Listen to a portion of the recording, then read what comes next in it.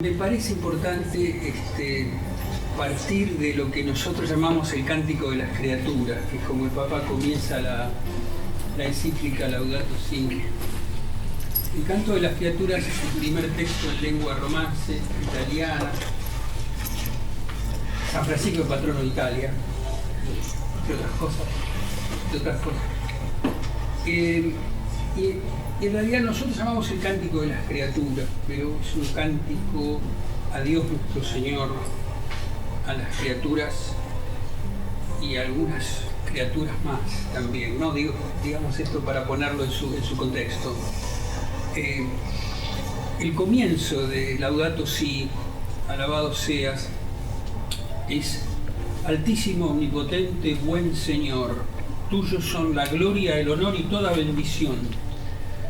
A ti solamente, Altísimo, pertenece todo y ningún hombre es digno de pronunciar tu nombre.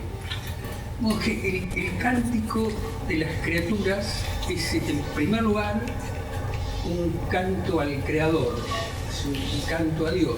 Toda la fascinación de Francisco, su admiración por la naturaleza, su admiración por el mundo creado, su conexión con la naturaleza, parten de su enamoramiento de Dios.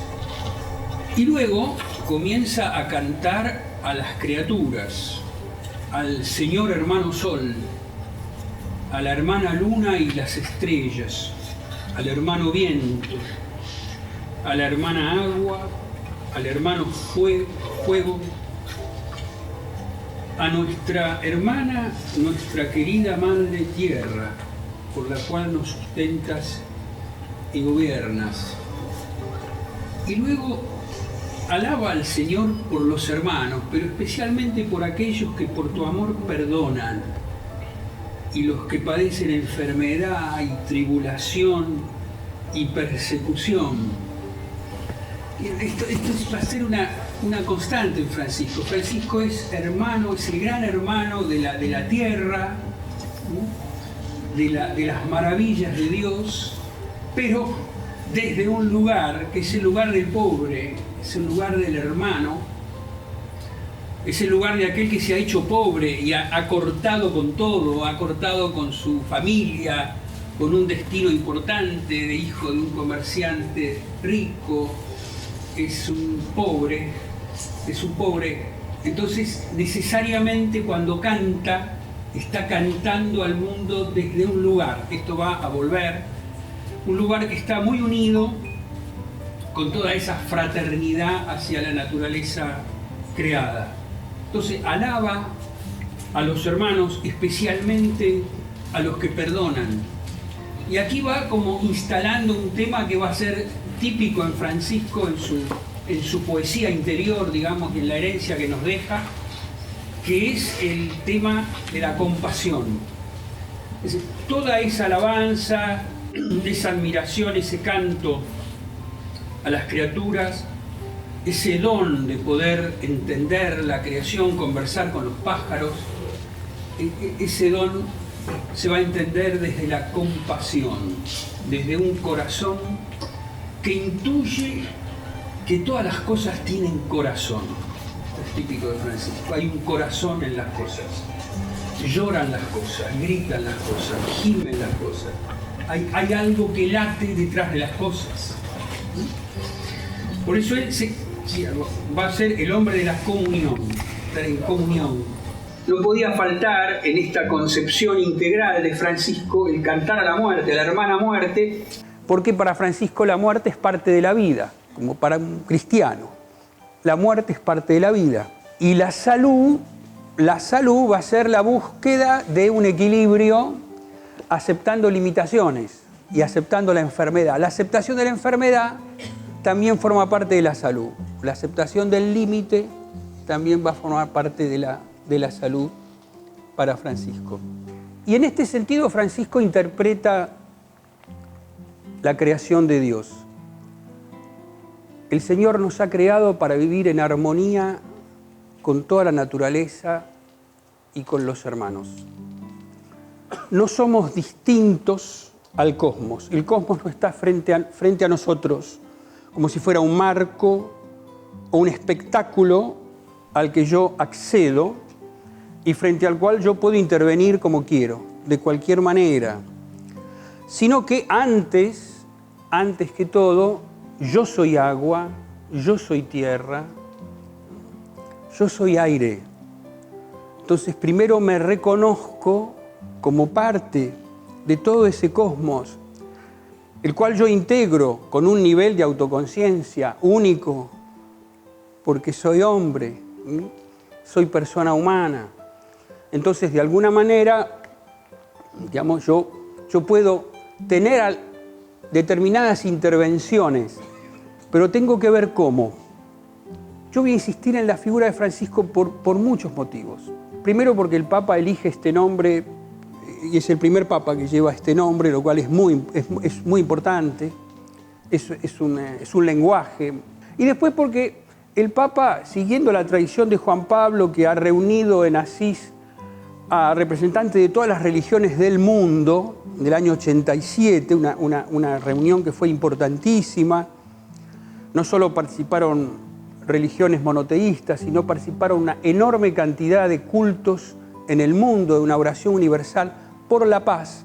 Ahora se va a realizar allí la reunión por la economía de Francisco, es decir, así se convierte en un símbolo de fraternidad universal que permite un diálogo en un lenguaje común a todos los seres humanos.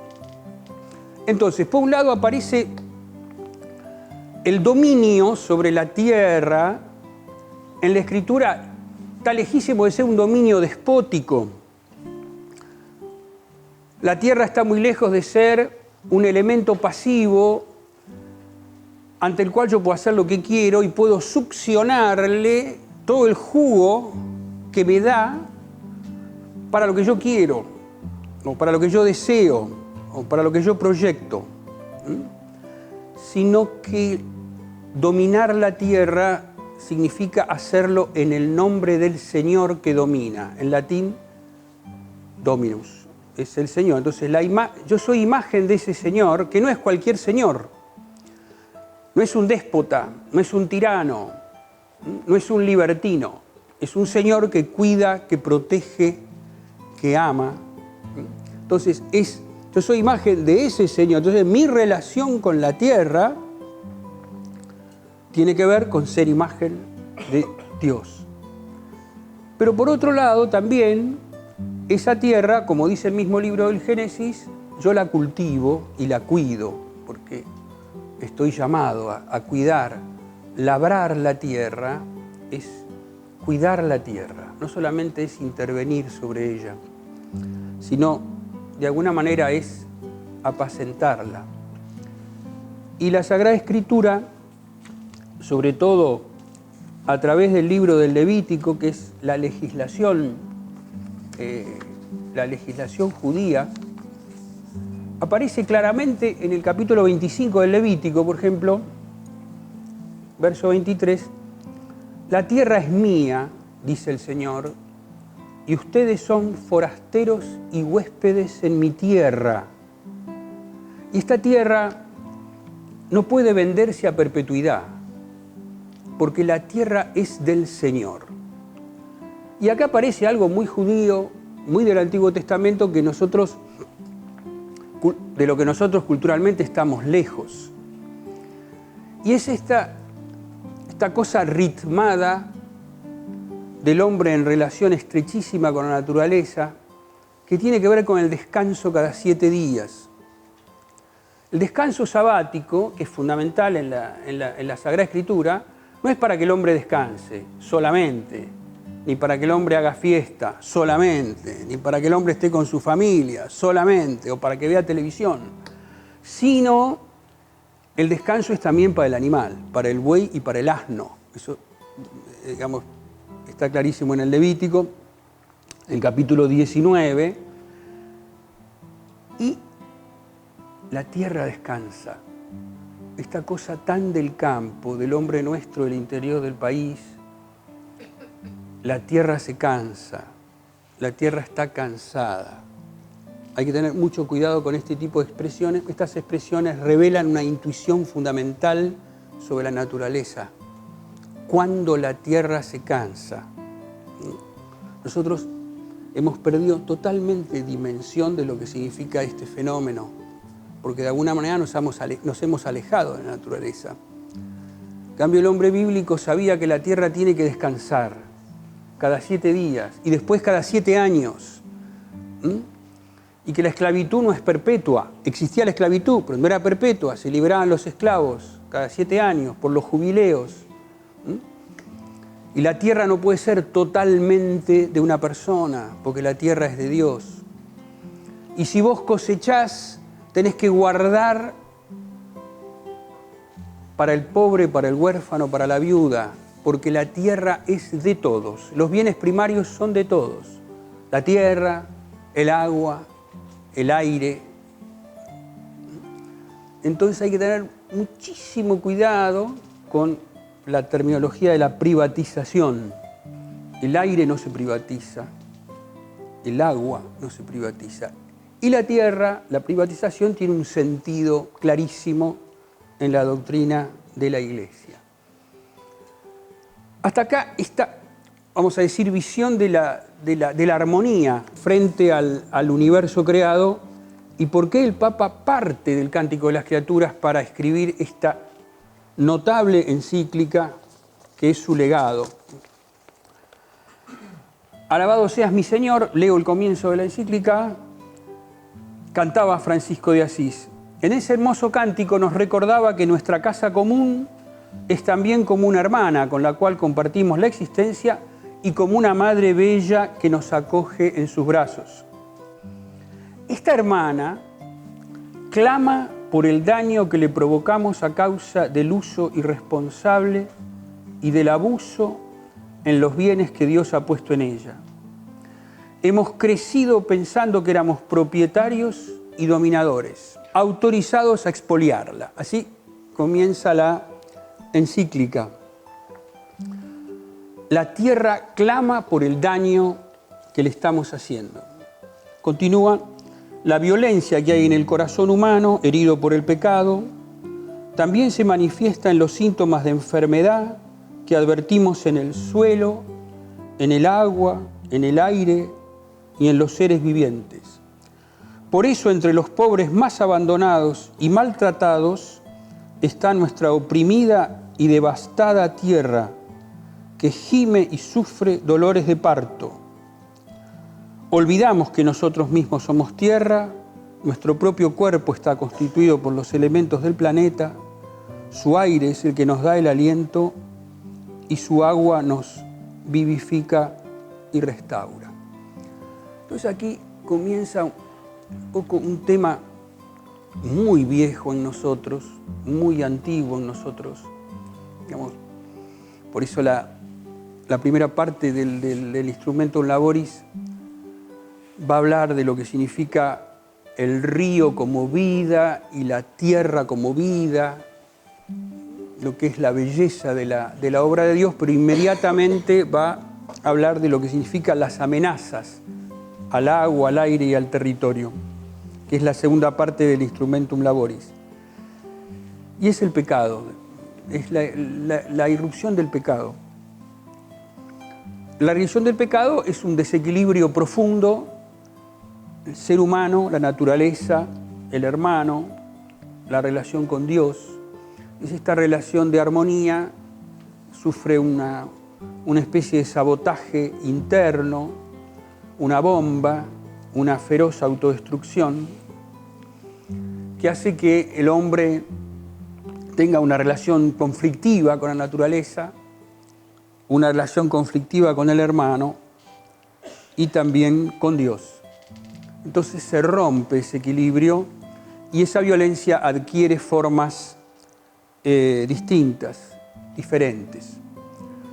Cuando nosotros pensamos en el misterio del pecado del hombre, al que el Papa va a aludir inmediatamente cuando comienza la encíclica, se va a detener un poquito en el tema de la violencia. Yo personalmente pienso que la violencia nace en el miedo, nace en el temor de que el otro me pueda aniquilar. es una sombra que yo proyecto, una sombra de desconfianza absoluta sobre lo que significa el otro compartiendo conmigo la vida. Caín no puede entender que el que a Abel le vaya bien no sea una amenaza para él y para su futuro. Hay algo que pasa en el corazón de Caín, capítulo 4 del Génesis, que para nosotros es el relato etiológico que nos habla de las causas de la violencia. El relato bíblico que fundamenta como un relato causal de la violencia es Caín y Abel. Caín siente que el otro es elegido, que el otro es una amenaza, que el otro lo va a dejar de lado, que el otro lo va. Por eso, cuando Dios quiere, digamos, animarlo, le va a decir, ¿por qué estás con la cabeza agacha? Levantá la cabeza. Si obras bien, podés levantar la cabeza, podés mirar de frente. No caviles pensando que el otro es tu competencia que te aniquila. En esa proyección miedosa aparece la violencia. Cuando yo proyecto que el otro me va a aniquilar. Entonces, cuando mata al hermano, la palabra bíblica en boca de Dios es: la sangre de tu hermano clama a mí desde la tierra. O sea, el asesinato, el crimen, está vinculado con la tierra. Es la tierra la que me está gritando porque está la sangre de tu hermano. Pero todo está unido, todo está unido. El clamor del hermano que está en el clamor de la tierra. Como consecuencia de todas estas situaciones, la relación conflictiva con el hermano y con la naturaleza, es relación histórica. Este es el relato causal de toda guerra. La relación conflictiva con la naturaleza aparecerá en la parte anterior, en el capítulo anterior, donde aparece: parirás tus hijos con dolor, ganarás el pan con el sudor de tu frente. Que para la Biblia el sudor de tu frente es mucho más que la frente. Es también el sudor del corazón, son las condiciones de trabajo, es la explotación, es miles de hechos humillantes que pueden estar detrás de ese sudor de la frente, es decir, la relación conflictiva. El Papa pone en la violencia toda la causa de la ruptura de esta relación armónica y las consecuencias que nosotros vemos y que el Papa va a comenzar a enumerar cuando destaca la profunda raíz humana de la crisis ecológica. La crisis está en el corazón del hombre mismo. Se ha acentuado en los últimos siglos un subjetivismo que coloca al hombre frente a la naturaleza como si fueran diferentes. Ella se ha convertido en el marco de la vida humana, en un objeto de dominio del cual se puede extraer y succionar todo lo que se quiera. No importa que la tierra se canse a través del enorme perjuicio que crean los agrotóxicos. Cuando se toca un punto, se empieza a tocar otro. Que esto va a ser el leitmotiv de Laudato Si. Todo está conectado. Todo tiene que ver con todo. En un punto que se hace un perjuicio grave, esto va a aparecer tarde o temprano en otro. El tema de la tierra, ¿no? El tema del cansancio de la tierra, el tema de la contaminación. Pero el tema de los agrotóxicos, en realidad, ¿cuántas migraciones se dan por este motivo. Porque ya la tierra está devastada. El Papa siempre va a estar teniendo una mirada. Lo que está pasando con el deterioro y con la depredación, inmediatamente está pasando también con el hermano. Clamor de la tierra y clamor de los pobres es uno. Y esto va a estar presente continuamente en toda la encíclica. Entonces, no importa que la tierra se canse, no importa que el agua se contamine a través del extractivismo que busca petróleo, gas, hierro, oro, y que va a infectar el agua, provocando enfermedades, provocando que los peces no puedan sostener a los pescadores. Yo recuerdo cuando yo era muy joven, el obispo de Recife, Monseñor Elder Cámara, un hombre santo, un hombre de Dios, un profeta, ya en los años 60 había hecho una denuncia frente a una fábrica de productos químicos que estaban envenenando el océano e impedían el trabajo de sus pescadores. Y eso a nosotros en el seminario que recibíamos, hacía algún tipo de información. Entonces yo recuerdo los comentarios del obispo de Recife, que a veces se leían en aquel tiempo, y ya se empezó a hablar de la denuncia profética, porque en esa protesta Monseñor Elder Cámara estaba bastante solo, no era acompañado ni por un papa, ni por la comunidad, ni por nadie. Era un solitario, el cual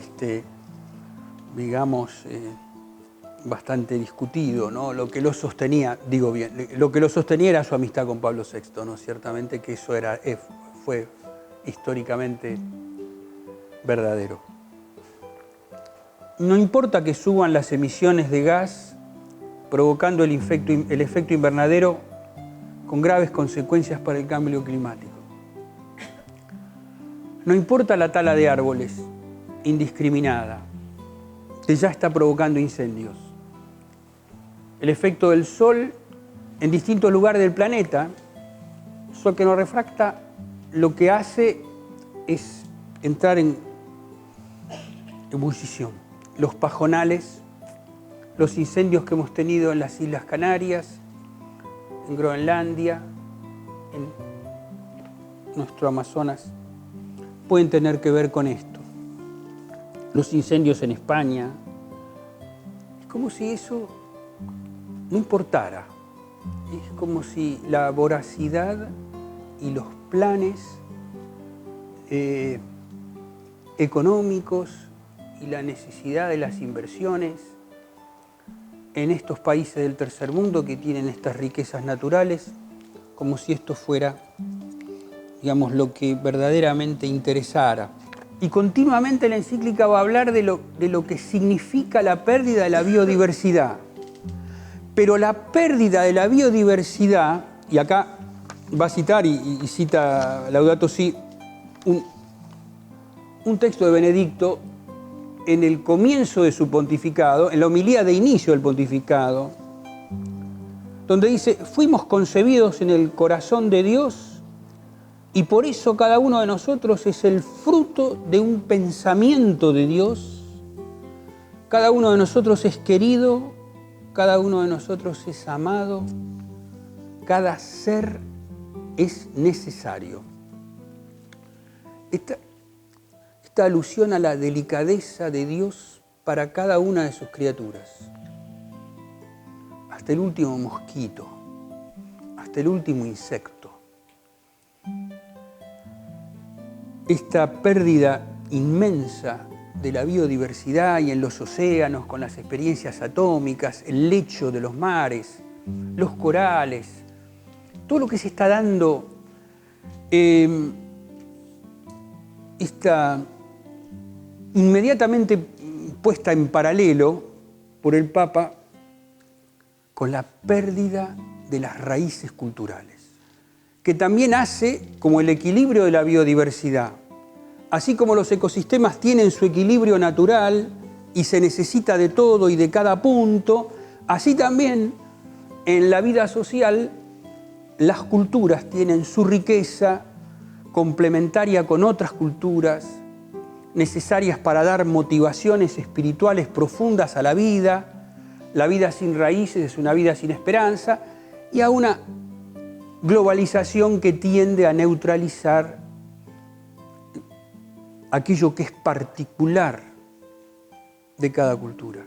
Es mucho más terrible, va a decir el Papa, la pérdida de las raíces culturales que la pérdida de la diversidad biológica. Pero hay una estrechísima relación entre la una y la otra. El ser humano se ha constituido en déspota, dominador absoluto de la tierra, y ha abandonado su condición de administrador. Sabiamente decía Víctor Frankl en el siglo pasado que Occidente había construido un monumento a la libertad, una estatua a la libertad. La estatua de la libertad es lo que nosotros más admiramos, encomiamos, ¿no? Se nos llena la boca hablando de libertad, pero la contraparte de la libertad es la responsabilidad, y no había, decía Frankl, ninguna estatua de la responsabilidad. Entonces, de alguna manera, la encíclica es un llamado a la responsabilidad de los seres humanos, todos los hombres de buena voluntad. Todos los temas que provocan una profunda crisis en el planeta fueron vistos en los distintos congresos y conferencias que se han realizado en los últimos años. Fueron señalados por científicos absolutamente competentes y además hombres sensatos. Sin embargo, los poderes centrales del mundo hacen oídos sordos a estas advertencias de la misma ciencia, del sentido común y de las iglesias, entre las cuales la palabra del Santo Padre adquiere un peso y un significado enorme. Yo se los digo con una gran alegría, pero estos temas planteados por el Papa en la encíclica han llevado a que muchos hermanos de distintas confesiones, muchos hermanos de distintas raíces culturales, se acercaran a la Iglesia interesados en esto, para preguntar, para gente que puede estar en las fronteras de la Iglesia, para trabajar juntos en esta invitación, para aportar cada uno lo suyo en esta invitación del Santo Padre al trabajo por el cuidado de la casa común. El ambiente, dice el Papa en Laudato Si, se sitúa en la lógica de la recepción. Es decir, es un préstamo que cada generación recibe y debe transmitir a la generación siguiente. Esto pone en crisis el sentido mismo de nuestro paso por la tierra, ya que está en juego nuestra propia dignidad. ¿Qué le vamos a dejar a las generaciones futuras? ¿Un basural? ¿Un mundo lleno de escombros, de desierto y de suciedad? Vivimos un inmediatismo sumamente egoísta que excluye pensar tanto en las generaciones futuras, mirando hacia adelante, cuanto en los pobres de hoy, mirando a nuestros costados. Un gran deterioro ético y cultural acompaña el deterioro ecológico. Existe un consumo inmediatista, ilimitado, que hace que tengamos que buscar, y después vamos a charlar un poquito sobre esto, los modos, los caminos para lo que el Papa propone, que es una ecología integral.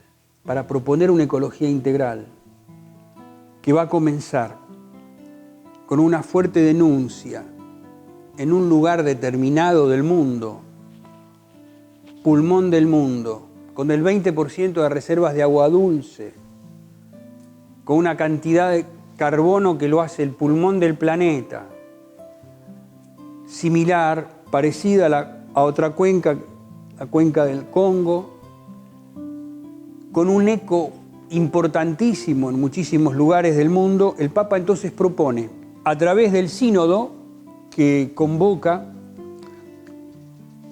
una ecología integral para poder superar esta crisis fenomenal, humana y planetaria, y busca aplicar los principios de la encíclica en una realidad concreta, donde se dan todos estos elementos de un modo como arquetipo, y que esto puede encontrar un eco, este sínodo regional puede encontrar un eco en la Iglesia universal.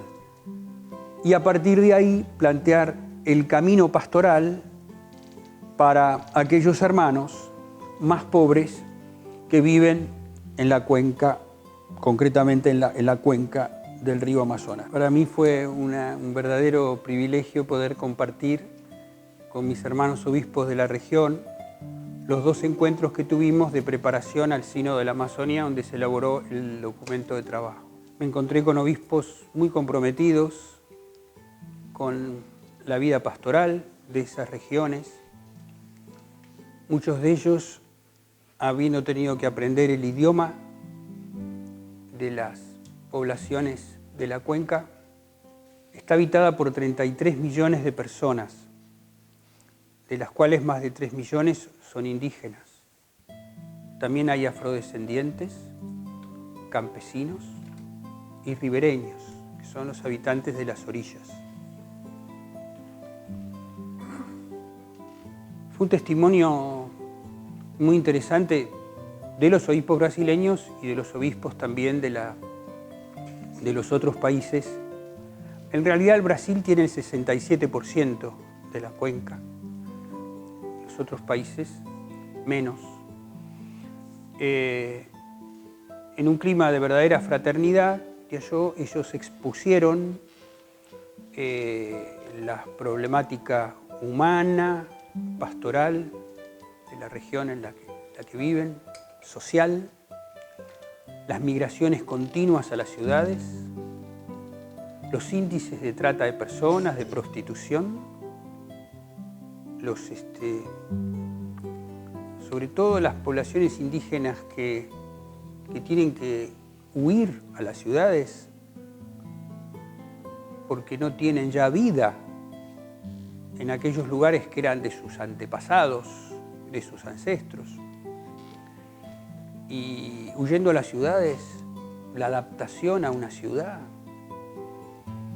el narcotráfico, la explotación, todas aquellas cosas que nosotros vivimos con otros números, si ustedes quieren, pero de un modo enorme en el relato de los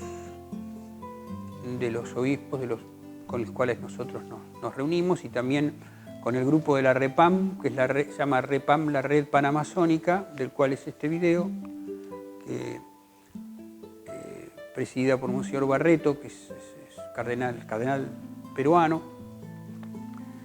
que aporta muchísimo al sínodo su experiencia, y el cardenal Humes, que va a ser el relator del sínodo, y que reúne en sí toda una experiencia pastoral importantísima en la región. Tiene 84 años y yo quisiera tener su mente, la verdad que es un prodigio.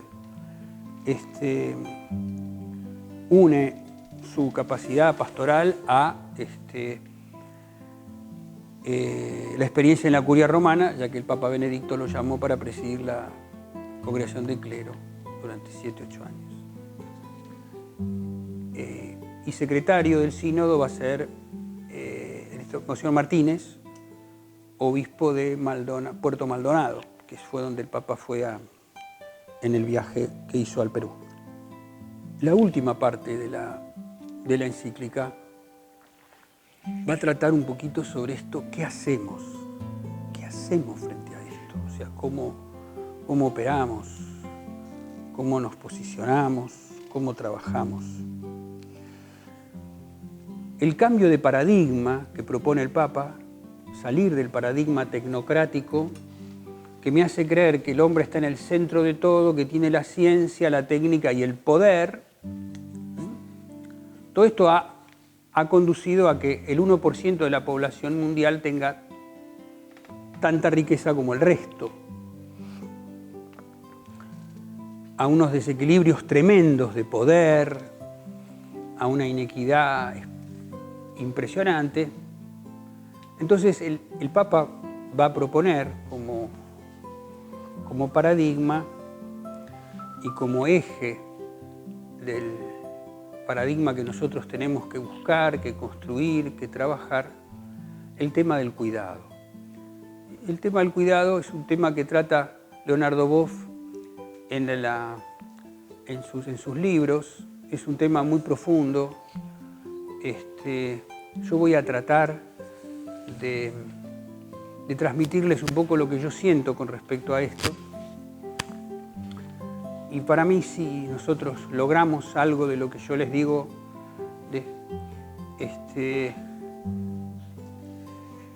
porque están 1000 caminos abiertos para construir juntos un paradigma diferente. El Papa nos habla siempre de iniciar procesos más que ocupar espacios. Boff hace una cosa bastante ingeniosa, ¿no? Que es contarnos la fábula y el mito del el Dios cuidado.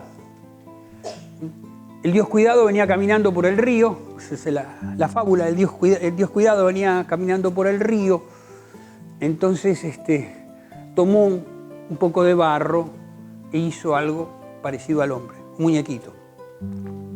Se quedó muy contento con lo que había hecho el Dios cuidado. Entonces quiso ponerle un nombre al muñequito. Lo llama a Júpiter. Y Júpiter le había dado el espíritu, le había dado su espíritu. Entonces le dice, no, mira, yo como le di el espíritu, yo le pongo mi nombre. Se va a llamar Júpiter, porque tiene mi espíritu.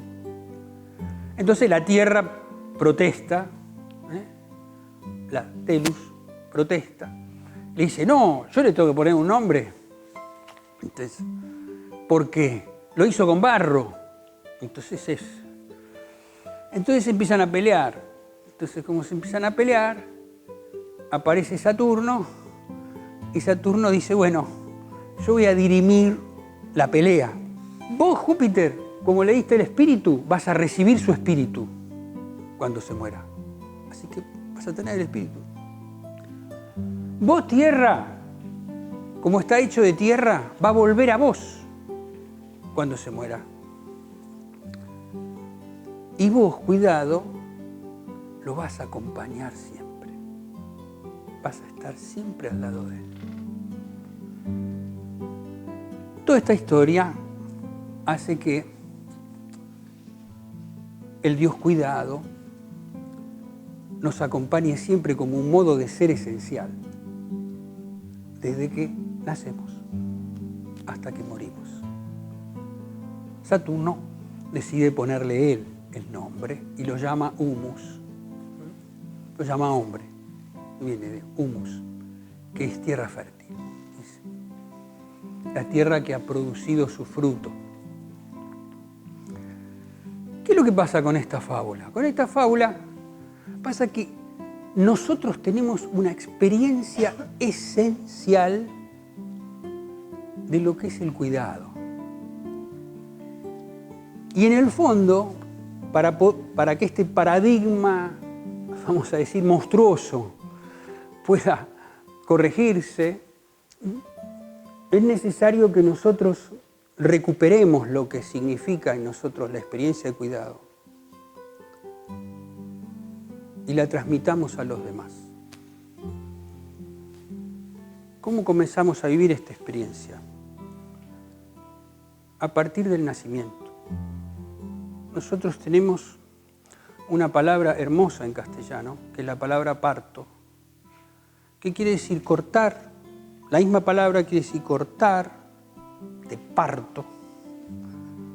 Se corta el cordón umbilical y quiere decir viajar, partir, ir a un mundo nuevo. La misma palabra la utiliza Jesús para la Pascua, para explicarnos la Pascua, la palabra parto. nosotros salimos de un lugar cálido que es el vientre de nuestra madre, cómodo, donde nadamos plácidamente, y de pronto ¡pac!, nos enfrentamos con este mundo, el oxígeno, la luz, que son elementos hostiles a nosotros. Somos arrojados a la existencia. Son elementos hostiles porque todos nacemos llorando. Todos nacemos llorando, todos. En eso somos todos iguales, todos. Todos pesamos 3 kilos, 503 kilos. Somos eso. Necesitamos totalmente de los demás, totalmente. Nadie es autosuficiente, nadie. Aquí no hay rey, ni papa, ni jefe, ni empresario, no hay nada acá, nada. Todos nacemos llorando. Aunque venga un médico y le diga a mamá o a papá o a la familia, mire qué bien que llora. No, llora fuerte, tiene vida. Qué bueno, tiene vida, llora. Pero el que llora es uno que está ahí llorando. Y sufriendo. Nacer duele, nacer cuesta. Nosotros no nos acordamos cómo era, pero está dentro de nuestro corazón, nuestro pecho, lo que es nacer. Flor de lío nacer. Lo mismo que se da acá, se da en la muerte, ¿no? Es otro parto, es un parto diferente. Es otro corte y es otro viaje y es otra Pascua. Pues somos Pascua. Nuestra vida está entre estos dos fenómenos fundamentales que tienen que ver con el cuidado. ¿Por qué tiene que ver con el cuidado? Porque al estar llorando hay alguien que me abraza, que me habla. La escucha es el primer sentido que se desarrolla en nosotros. Nosotros no entendemos lo que mamá dice, me dice, te dice. No entendemos. Supongamos que el mensaje que nos dice mamá cuando nos habla es: sos bienvenido, tenés un lugar en el banquete de la vida, te estamos esperando, sos importante, acá está, ¿sí? Te damos la bienvenida. Pensemos qué tremendo cuando este mensaje no se puede recibir. Es tremendo. Si este mensaje no se puede recibir o se recibe de un modo distorsionado, pero de cualquier manera, siempre hay alguien que nos alimentó, que nos llevó al pecho, que nos abrazó y que nos ayudó para adaptarnos a este mundo complejo y hostil. Si no, no hubiéramos podido nosotros llegar. Es imposible. Entonces, la clave es poder trasladar esta experiencia de haber sido cuidados, esta experiencia de haber sido cuidados, cómo trasladarla a los hermanos y a la creación. Cómo ahondar en un estilo de vida, en una forma de vida que le dé prioridad a este modo de ser que es constitutivo nuestro, porque nos acompaña toda la vida. Y que no es solamente el trabajo, la acción, que puede crear dominio, que puede crear poder, sino que es una dimensión de la existencia, la cual extrañamos poderosamente, que tiene que ver, ¿qué es el cuidado? El respeto, la atención, la ternura, la compañía, el afecto, toda esa dimensión de respeto, de vigilancia, de desvelarse por el otro, que implica salir de sí, eso es constitutivo del ser humano. Lo que pasa es que está como bloqueado, está camuflado, digo yo, es como que no sale a la luz. Y a mi modo de ver, la clave está en lo que los pobres nos enseñan. La clave está no solo en Laudato Si, sino en Francisco, cuando en Evangelii Gaudium nos dice que los pobres son maestros. ¿Y qué quiere decir que los pobres sean maestros? Ellos tienen mucho que enseñarnos, dice Francisco.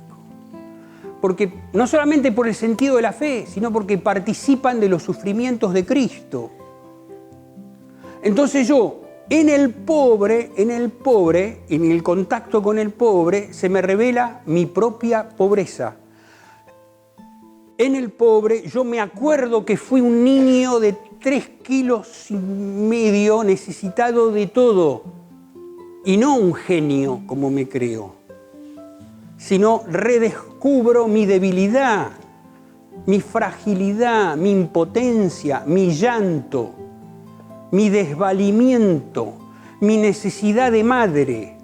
Todo eso lo descubro cuando se me revela, a mi modo de ver, para poder cambiar el estilo de vida. Por eso está todo vinculado, todo está conectado, puede decir Francisco. A veces es indispensable el contacto con nuestros pobres, en una relación honda, personal, directa, no una relación mediada, ¿no? Una relación concreta, donde yo aprenda, donde yo recree, donde yo pueda ahondar en mi experiencia fundamental y después trasladarla, porque está como bloqueada. Por eso digo yo, ¿en qué lugar tengo que ponerme para poder escuchar el grito del pobre y el grito de la tierra? ¿En qué lugar yo me pongo? Francisco de Asís, se escribieron varias vidas, muchas leyendas, como esos grandes personajes de la historia. Una de ellas, verdadera, no verdadera, pero sí, está en la biografía de Celano, y está además como un ejemplo del grado supremo de humildad. Francisco quiere enseñarnos dónde está la verdadera humildad, ¿no? Entonces, nos dice, ustedes saben que él fue superior de su orden que él creó, pero después renunció porque necesitaba estar solo, rezar, y se convirtió en uno más. Pero claro, como la orden ya se fue corrompiendo mientras vivía Francisco, entonces también fue discutido dentro de su orden, ¿no? Francisco. Entonces él se imagina, bueno, volviendo una noche de un frío tremendo, que los pies se le ponían duros en el camino, lastimado de frío, con hambre, una caminata larguísima, de una punta a otra punta de su región, de la Umbria, y cuando llega a una casa de su orden, que había sido su casa, toca la puerta, es tarde, tardan en abrirle, es su casa, busca abrigo, calor, refugio, comida, busca abrigo. Entonces le dicen por una rejita, ¿quién sos? Yo soy... Ah, no te conozco, andate. Insiste, pide por favor que se le abra la puerta. Es su casa, ha sido su casa. Él no podía pensar que le iban a cerrar la puerta. Entonces, el de adentro le vuelve a decir, te vuelvo a decir que no te conozco, andate. Entonces él vuelve a donde había empezado su vocación, al leprosario. Vuelve al leprosario. En aquel tiempo los leprosos eran, vamos a decir,